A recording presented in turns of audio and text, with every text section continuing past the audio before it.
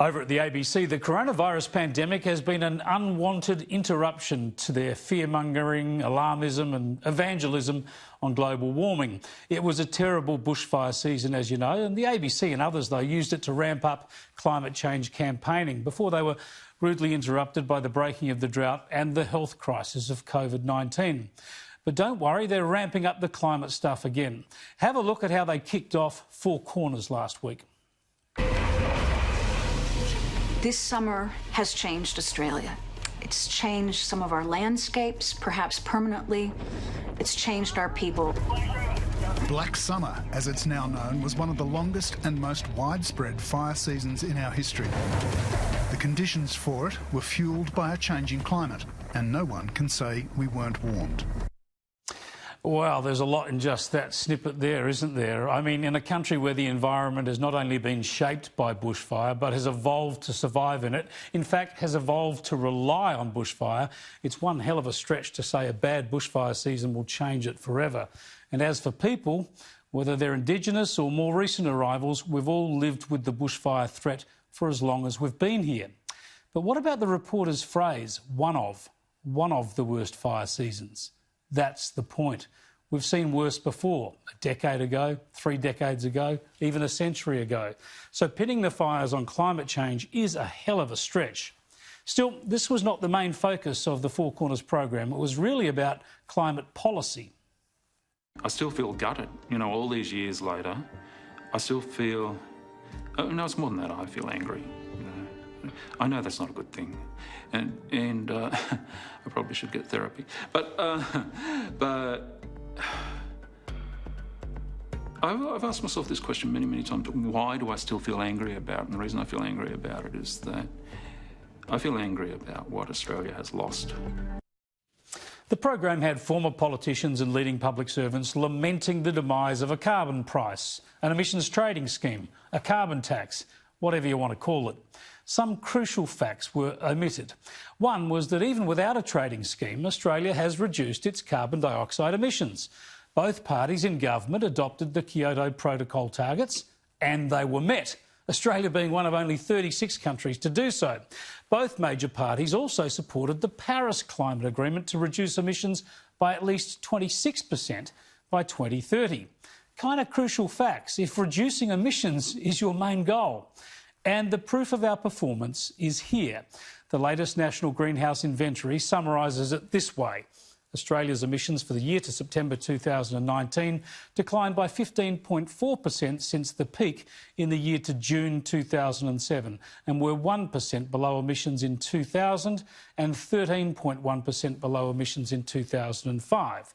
In the year to September 2019, emissions per capita and emissions intensity of the economy were at their lowest levels in 29 years. So Four Corners didn't want to mention that we're actually reducing emissions, doing better at this than most other countries.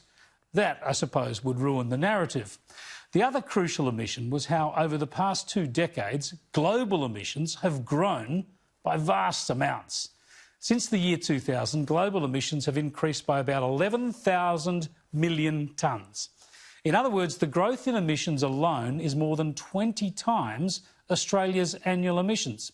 That means whatever the impact on the climate, whatever global trends in global warming are occurring, Australia's tiny impact, reducing our 1.3% of emissions while global emissions grow, can have no impact at all.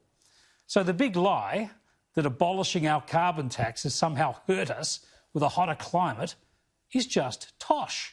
It's not supported by facts, by science, by rational argument, or by reality. So the ABC leaves out those facts, and they give us nonsense like this instead. The big policy thinkers say technology alone isn't enough to save us from a climate crisis. They still believe the best solution is to put a price on carbon. Now, argue all you like about the relative merits of a price on carbon versus other policy options, but don't pretend it's going to have an impact on the climate, crisis or otherwise.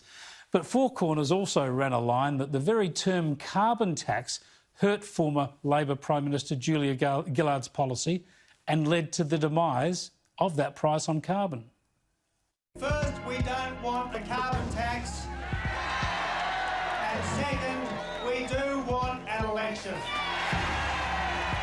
How effective were those attacks? Yeah, they garnered and agitated, a part of the community without any doubt, and were supported by the Alan Joneses and shock jocks of the world around the place too, and News Corporation. Well, this was all pretty important because remember, in the 2010 election campaign, Gillard said this.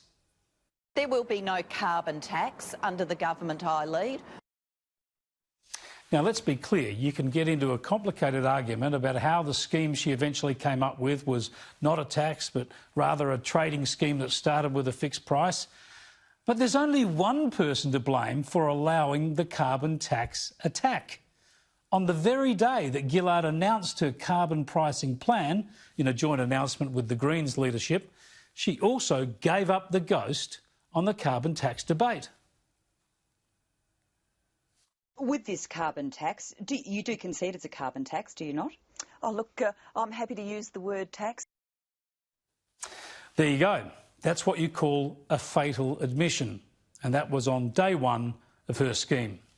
By the way, there's one other crucial point that Four Corners left out as they lamented the fact we don't have a carbon price. They ignored the elections. In 2010, 2013, 2016 and again last year, voters elected parties promising not to put a price on carbon. So it doesn't matter how many angry former public servants or former political leaders the ABC interviews, the fact is that voters have made their preferences clear. We call that democracy.